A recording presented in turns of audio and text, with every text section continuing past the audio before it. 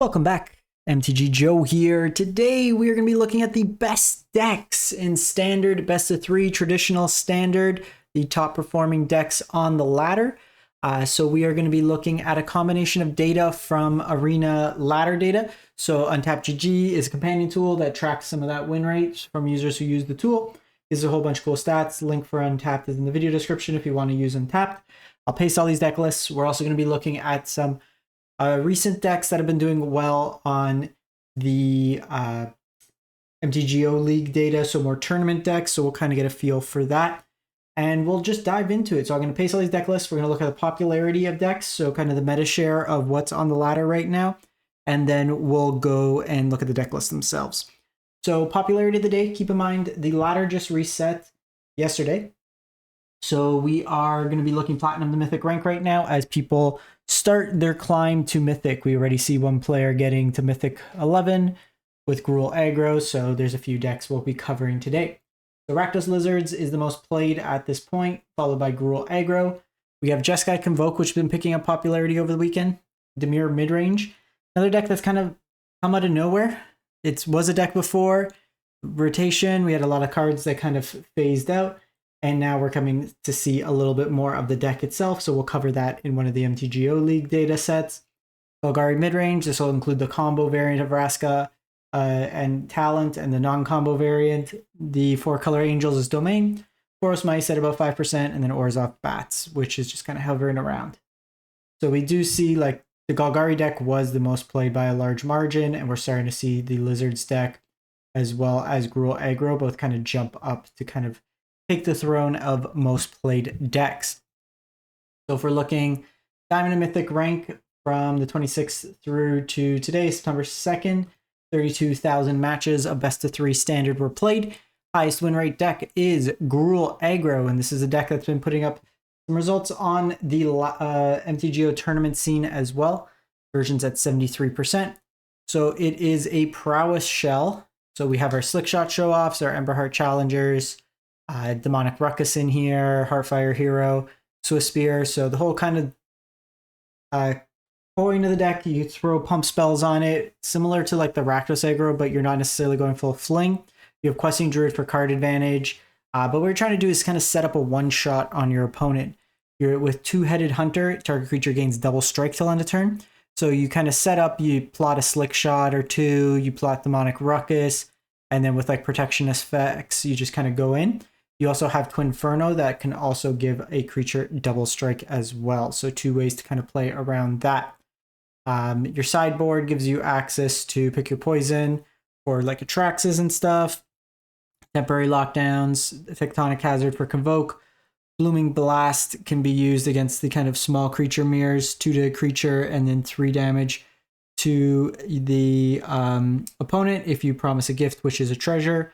Case of the Crimson Pulse for the heavy kind of control-y, heavy removal decks. Forge, same idea. And then some more frenzies to kind of edge the main board ones when you need 5 damage in there. Rockface Village is a utility land, as well as Restless Ridgeline. Then go to Boros Mice. So you'll notice like with the ladder, it tends to, especially at the beginning of the season, favor more aggressively slanted decks just from the ladder is more about, at times, volume of games until you get into like Mythic and you're kind of placing for top spot, in which point your win rate plays a bigger factor in terms of ranking up.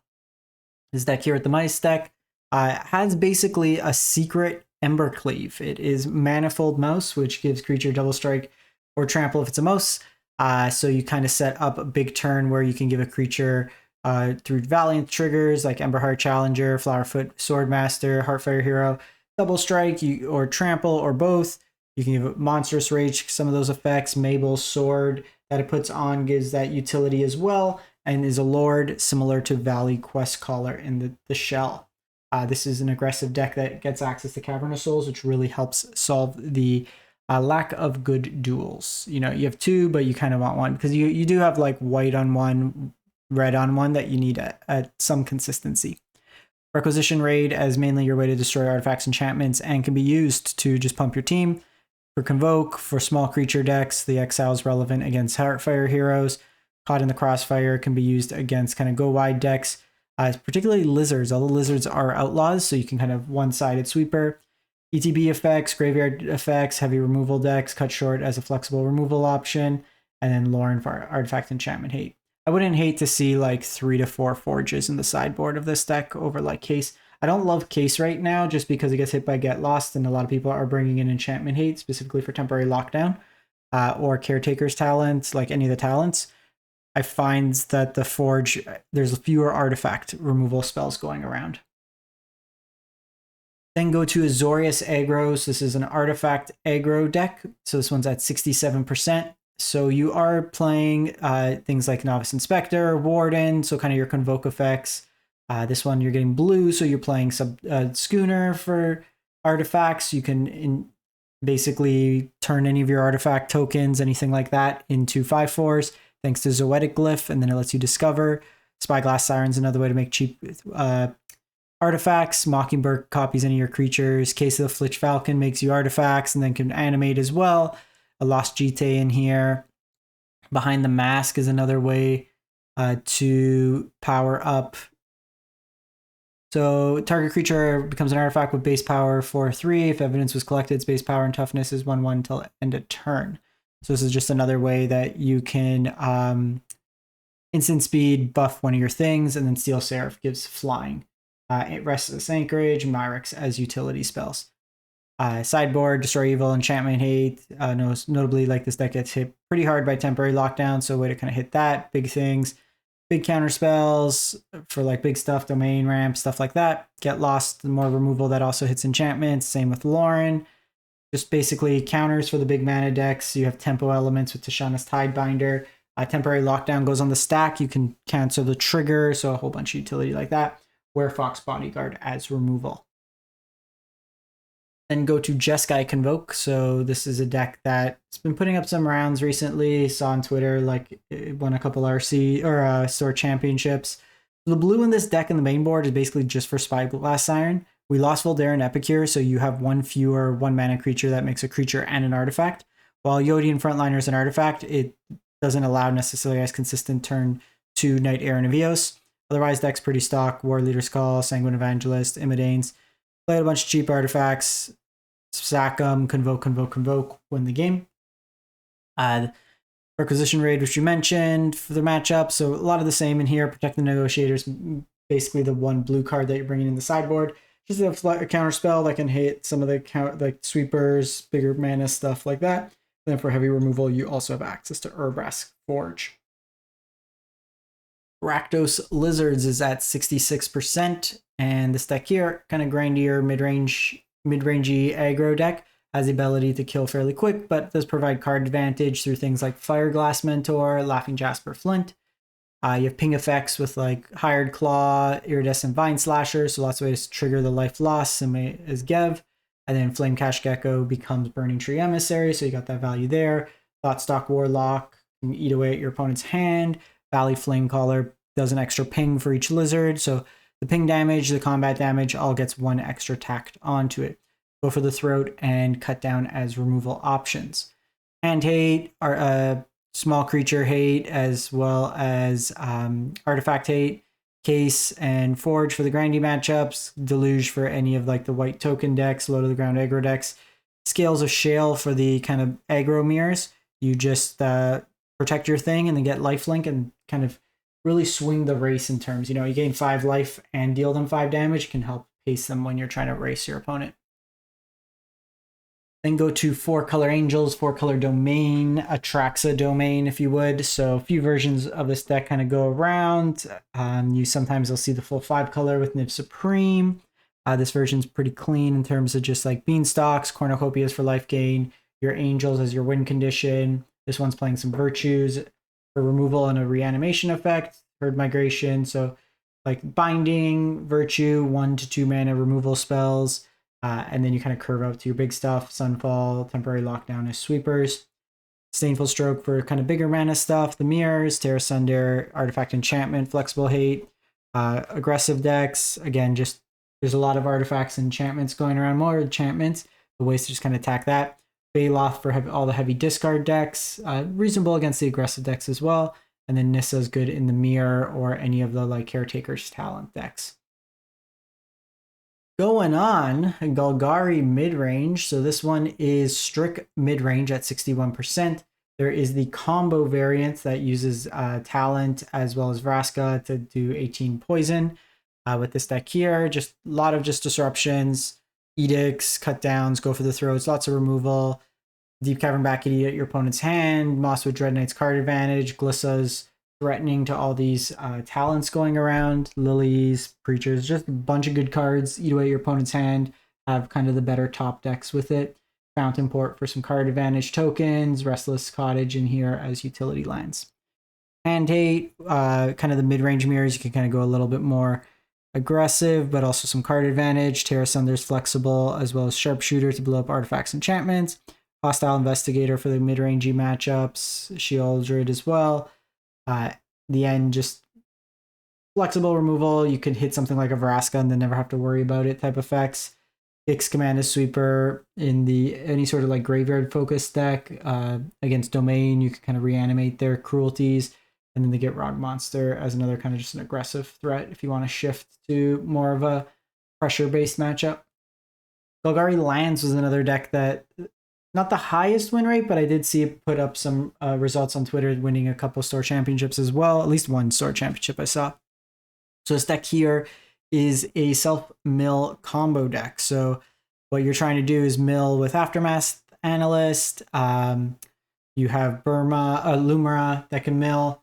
What you're trying to do, kind of set up some lands, and what you plot the Pitiless Carnage. You then float the mana on your following turn, sack all your lands, and then you could bring them back with like Lumira or Aftermath Analyst, and then you just kind of keep going.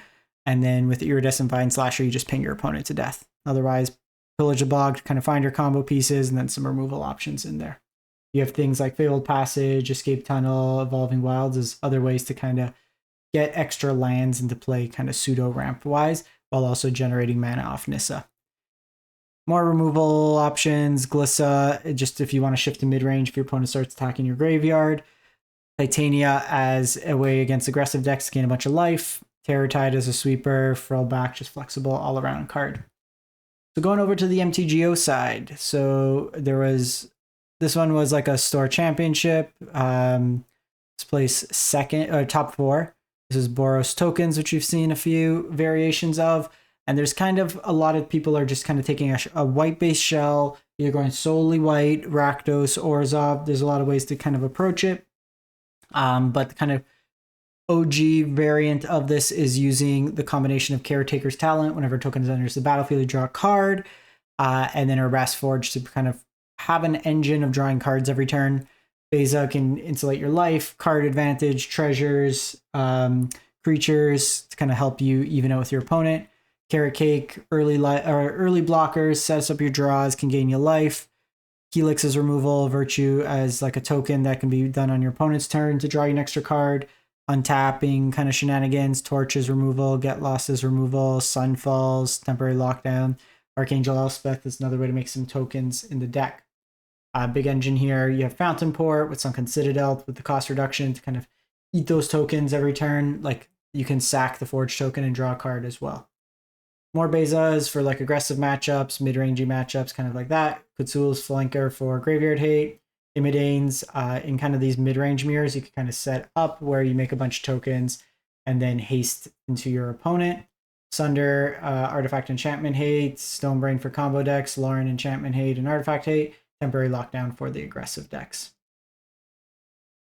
Then we go to Dimir Midrange. So this list here went 6-1 in the MTGO Standard Challenge. This is kind of a mid-range tempo deck. Deep Cavern Bats, Urtai, like we've seen these cards before. Fairy Mastermind, Gix, new card in Plum Creed Escort to kind of flash in, give hexproof. Sheoldred's in here, Spyglass Sirens. So just a cheap creatures with Gix that can draw you cards that are backed up with like various removal options. Phantom Interference can be a soft counter and creature. 3 steps ahead can be clone effect, counterspell, draw, discard. Gix Command as sweeper. Aklazot's for the more aggressive decks. Cut downs as removal, just various counters. Malicious Eclipse for the aggressive decks.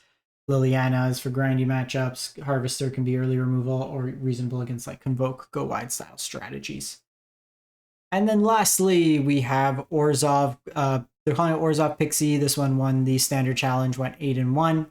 This is kind of a blink reset kind of ETB value deck.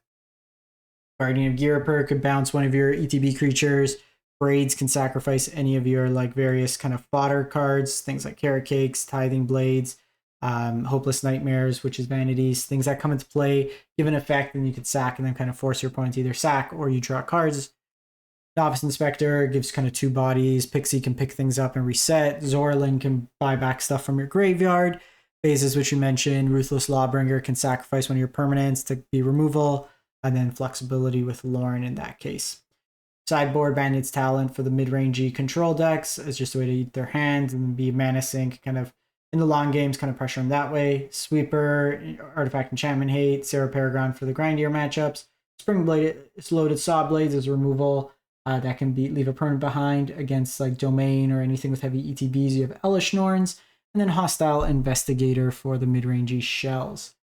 That is it for the week. That is a lot of talking. My voice is tired. Let me know what you've been playing, what you've been enjoying, and we'll catch you next week. Thanks for watching.